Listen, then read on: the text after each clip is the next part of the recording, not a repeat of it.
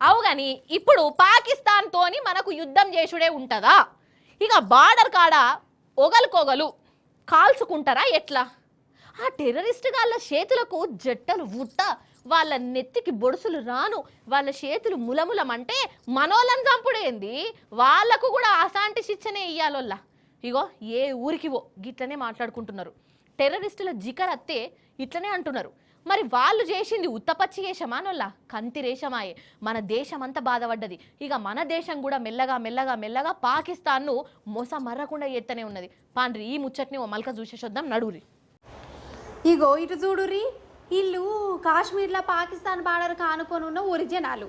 గా టెర్రరిస్టు గాలు చేసిన పనికి రెండు దేశాల నడుమ పెద్ద పంచాదే పుట్టింది కదా. అసలు యుద్ధం వస్తుంది కావచ్చని అనుకుంటారు. అందుకే ఈ బార్డర్ జనాలు ముందు జాగ్రత్తలు తీసుకుంటున్న యుద్ధం గిట్లా తేలు జాక్కునేందుకు బంకర్లు తయారు చేసుకున్నారు. అంటే అండర్ గ్రౌండ్ అన్నట్టు. ఇప్పుడే సాఫ్ సఫాయి చేసుకొని చెద్దరు బ్లాంకెట్లు బగోనలు అన్ని ఆడబెట్టుకున్నారు. పుసుక్కున కాల్పులు గీల్పులు జరిగితే కిందికి పోయి జాక్కునేందుకు. పాపం చూసినవా వీళ్ళది ఎంత గోసనో కదా. ఇక ఇంకో దిక్కు ఈ యుద్ధ భయంతో పాకిస్తాన్లో రేట్లు మస్తు పిరమైనాయి. ఇప్పుడు ఆడ కిలో బియ్యం 340 రూపాయలట. ఇక చెప్పురి కథ. కిలో చికెన్ ఏమో 850 రూపాయలట. అంటే మన కాడ మటన్ తెచ్చుకోవచ్చు మంచిగా. టమాటాలు 150 రూపాయలు, అవి కూడా ముగ్గిపోయిన టమాటాలు. మంచి టమాటాలు అయితే 200 పలుకుతుంది. ఇగో గోధుమ పిండి అయితే దొరకలేదు. చూసినావా ఓ దిక్కు తిండి లేక అక్కడ జనాలు గిలగిల కొట్టుకుంటా అంటే అక్కడ సర్కారు వాళ్ళకు టెర్రరిస్టులకి ఏమో మనతోని ఖయం కావాల్సి వచ్చే. ఈ పాకిస్తాన్ దేశం మింట్రోలన్న సప్పు చేయకుండొచ్చు కదా. తోక జాడిస్తాడట, రెచ్చగొడుతురట, చేతులు ములములమంటున్నాయి కావచ్చు.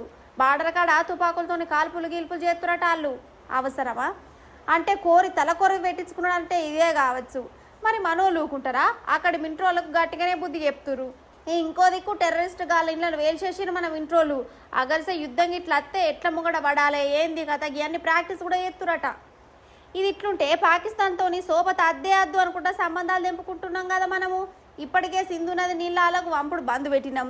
ఎండిపోతురట వాళ్ళు. ఇక విమానాలు బంద్ అయిపోయినాయి. క్రికెట్ ఆట బందే. ఇక ఇప్పుడు వాళ్ళ యూట్యూబ్ ఛానల్ కూడా మన కాడ నిషేధం పెట్టిరు. ఇక ఇంకో దిక్కు మన దేశంలో ఉన్న పాకిస్తాన్ వాళ్ళు వాళ్ళ దేశానికి తొవ్వ పట్టిరు. 537 మంది మన దేశాన్ని నిడిచిపెట్టి వాళ్ళ దేశానికి పోయిరట.